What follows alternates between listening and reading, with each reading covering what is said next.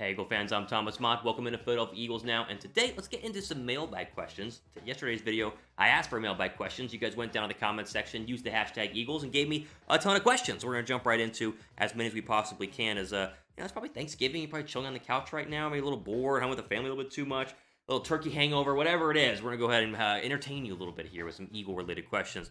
McIntosh says, should we hire an OC? I honestly believe that Doug should not be play calling. Hashtag OC, please. Hashtag no more Jalen runs. The Jalen runs have been, they've been hit or miss. They haven't been terrible, but they also haven't been that great, and it kind of kills the momentum. But I digress.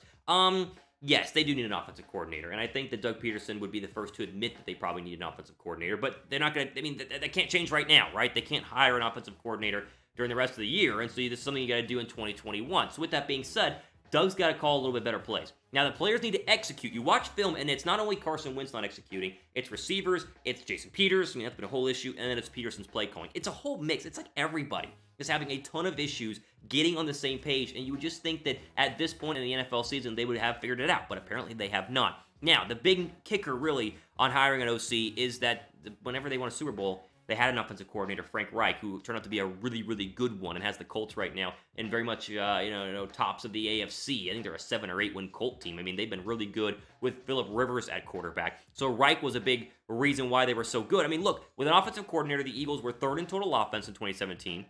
They were 13th in passing, 3rd in rushing, and were 22nd in total turnovers, which is great. Like, the higher the number, the better. I mean, they were not a top 15 team in terms of turning the ball over. Now, again, Wentz has got to play better. Yes, the offensive line is protect better. Yes, the wide receivers who, besides Rager and Ward, and even Ward make mistakes out there, have done nothing. They all got to be better. I think you combine that with some better play calling by Doug Pederson, and this offense can be good. So, yes, get an offensive coordinator, but of course, no, you can't get one right now, and so there's absolutely no chance in that changing until you get to the 2021 offseason. Do you guys think Philadelphia needs an offensive coordinator? I think most of us would agree. I type Y down below for yes, type N down below for no. The question is, who are you going to get? Because they can't go hire a current OC, because why would you want to come to Philadelphia? You got to get some quarterback coach. You got to take a gamble on somebody who, and then you hope that they turn out to be good, instead of, what happened with Frank Reich, who'd never been an OC before, becomes an OC, was fantastic, now a head coach. Big Dog says, what do you think about hiring Lincoln Riley as the OC and removing Howie Roseman from any involvement with scouting / drafting players? So first off, Riley would not leave being the head coach of Oklahoma, making a ton of money, making way less, living in Philadelphia and being the Philadelphia offensive coordinator. He would never do that. Now, we've talked about Lincoln Riley as the head coach, which I guess could potentially be a thing. I still don't think he leaves Oklahoma, but OC, not a chance. Removing Howie and any involvement with scouting and drafting players, that's impossible. Your GM has to be involved. So unless you want to remove him completely from being GM, it's impossible to say, hey, you can sign people, but you can't draft people, because it's a joint effort, and Howie's got to be involved in that process. So neither of those things are possible, and neither of them are honestly really going to happen this offseason. Quickly, there is some crazy good Black Friday deals happening right now at chatsports.com/Eagles Friday. So a bunch of Eagles gear, all authentic, all official, not the cheap knockoff stuff you get at other places. This is the official, real deal stuff. It's all on sale, but it's running out quick because Black Friday comes and these things sell like hotcakes. I mean, the shirts, the t-shirts, the hoodie, everything goes nuts. And it's mainly because, of course, people want to get gifts for all the fam and all the friends for Christmas. So go ahead and jump on these deals right now. chatsports.com/Eagles Friday. They will not last forever. The link is down below right now in the description box. Just click it and check out, because you'll see the crazy amount of deals. You've seen some flash across the screen right now, but there's even more at the link in the description box. Bryce says, will Doug Pederson still be the head coach next year? Yes, he will. I mean, listen, when you look at Doug Pederson, you got to remember something.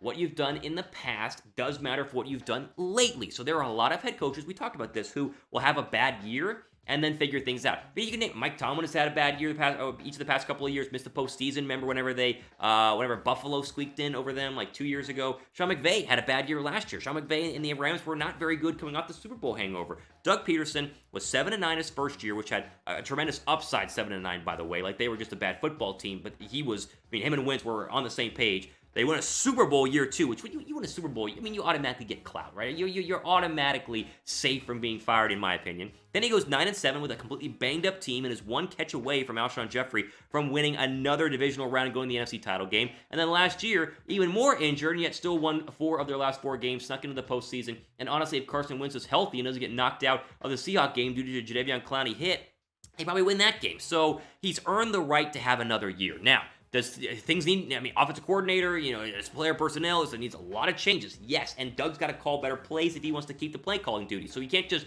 exonerate him and say, oh, he won a Super Bowl 2 years ago, or 3 years ago, so obviously, he can do whatever he wants. No, there needs to be some accountability.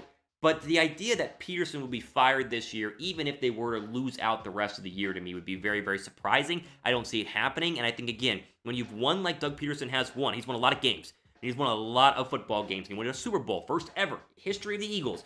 They remember these things. I think Jeffrey Lurie remembers these sort of things, and so that's why I would say he's probably not going anywhere. Drop a like, you guys think, and agree the Eagles will keep Doug Pederson. Not if they should. They will keep Doug Pederson. Drop a like right now. I want to see the like button get, at least over 100, right? You guys agree with me on this. I think we're on the same page. I don't know. We'll see. Damon Warrior says, with so many veterans on both sides of the ball playing so poorly, and still none of the young players getting an opportunity, do you think that there is some sort of coaching staff and front office infighting or feud going on? No. I don't know. I think that there are a couple of players who are veterans who should be benched right now. I think Jason Peters is obviously number one. We talked about this yesterday. He's terrible. He's trash. And you guys in the comment section agree with me. Everybody in the comment section said, like, we agree. Peters is garbage, and he is. So that is one that doesn't make any sense. And again, I don't feel like that they would be. I don't feel like Howie Roseman is forcing Doug Pederson to play him because he's do his money, but he's going to get his money either way. So why not just play the better player? So no, I don't think there's any sort of infighting. I think Jeffrey's a weird one too. I think you got to play Jeffrey because of the upside, because it's not like Greg War, or it's not like John Hightower or Quez Watkins has done anything. So I get needing them to have reps, but you also want to win football games because you're, first place in the NFC East. So Jeffrey theoretically gives you the best chance to win, even though he's been terrible the past couple of weeks. So a couple guys that I think they need to switch out, and I understand that, but the rest of them are all young, like the linebacking core. Young. The cornerbacks are all young. The offensive line, it's been banged up, and they're all young. The wide receivers. So a couple of guys here and there, but nothing crazy to where I'd be like, there's definitely infighting. I just don't see that happen. Rohan says, let's see here. Rohan is going to ask, what's he asking right here? He says, the Eagles are 3-0, all of their wins in primetime this season. How about that? I kind of forgot about that. Philly plays Seattle on Monday Night Football. How much of a shot do you give them to continue this streak and maybe save their season? Not that much of a shot. Let's just be real. Seattle, after they got Carlos Dunlap, he was kind of iffy his first week, and then, of course, last week against the Cardinals, Thursday night, by the way, so they get a little mini-bye. Dunlap had a huge impact, and they held the Cardinals to a season-low 21 points. So the defense, which has been terrible in the past couple of weeks, has gotten better. Remember, so they won 28-21 against the Cardinals. They then lost to a very good Ram team, 23-16. Blown out by Buffalo, and really still gave up 27 to the 49ers. So the hope is you're playing a bad defense, and I think the hope this week, would be the Eagles' offense gets rolling into bad defense, but I just don't know how you beat Seattle, because Seattle is very good. And I've said this many, many times, that I think Seattle is easily the best team in the NFC. It might have changed a little bit. Maybe you want to go Saints, maybe you want to go Packers, but Seattle's right up there. Now, a win would change the season. A win would absolutely change the course of the season. I think it would motivate them. I think it would get them to a spot where they would have a very, very real chance to win the NFC East and at least be competitive in the postseason, just from a confidence standpoint. So, who knows? We'll see, but this is a tough one. Now, you want to bet on the Eagles to win or lose, honestly. If you're not feeling confident, Seattle's a 5-point favorite right now, according to Vegas. You can bet on them with our friends at BetUS. If you never signed up, there's a great deal happening right now. Go to chatsports.com/EaglesBet. Use the promo code EAGLES125 when you put a $100 deposit down, and they'll turn it into $225. I keep bringing this up because, again, a lot of people are hesitant to start betting their own money on football games, and I get that, but it basically gives you double the money that you put down, and so a double chance to probably win some more money and then feel positive about betting on the Eagles or betting against the Eagles, right? Either way, because again, the Eagles have been bad this year, so up to you who you bet on, but you can always do it with our friends at BetUS. AW says, Doug says he doesn't want to bench Wentz because it sends a message that you are giving up on the season. How many more losses before we should give up and look forward to the draft and Jalen Hurts?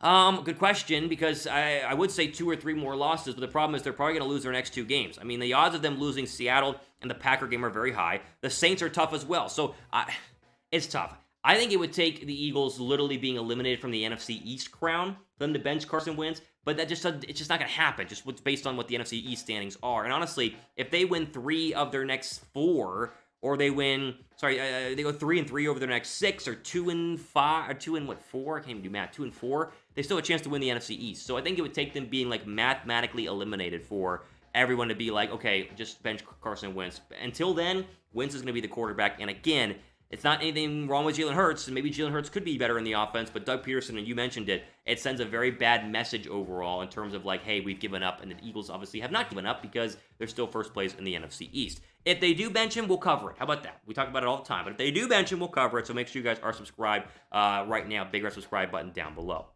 T. Tracy says, the team having quite a lot of issues this year. Would you rather head to the postseason, get a low first-round pick, or skip the postseason, get a high pick to help fill the holes? I wish I could say both. I mean, both is my answer on this. You'd like to get a low pick. You'd like to get a high pick. It is worth noting, even if the Eagles are like a 6-win football team, but they do make the postseason, they're going to pick in the 20s, and they'll be 20th or 21st or whatever it is. So if they are 6 wins, then they could be like 12th, 13th, or 14th. But if you go to the postseason, that gets dumped back a little bit.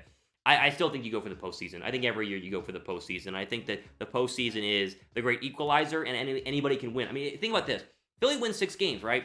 They win the NFC East, and then let's say they beat Tampa, who's looked bad. Like, they get pass rush well on Tom Brady, and they beat Tampa, and then they go to the divisional round. We will consider that a massive success, and we'll be very excited about that. I mean, Philadelphia, suddenly it's like, wow, they're 2 wins away from a Super Bowl. So go for the postseason. You always should go for the postseason, no matter what anybody says. With that being said, they do have big draft needs, and I think that you will still be able to find these draft needs later on in the first round. I mean, linebacker, very rarely do linebackers go high unless they're, like, super good. I mean, I think you could get, like, who was the linebacker out of, Kenneth Murray went 22nd overall to the Chargers last year, so, someone like that. In that area, they do need a cornerback. I'm done with Devontae Maddox. I think they could use an offensive lineman just for depth overall purposes, maybe another wide receiver. So they can still address these things, and I don't think that picking 22nd kills their chances, but they just got to do a better job of landing stars. You can't miss on Justin Jefferson and Kenneth Murray, and at least up to this point when Rager hasn't been that great. So I don't know. We'll see. I think you go for the postseason. I've always been you want to win football games. Trust me, in the National Football League.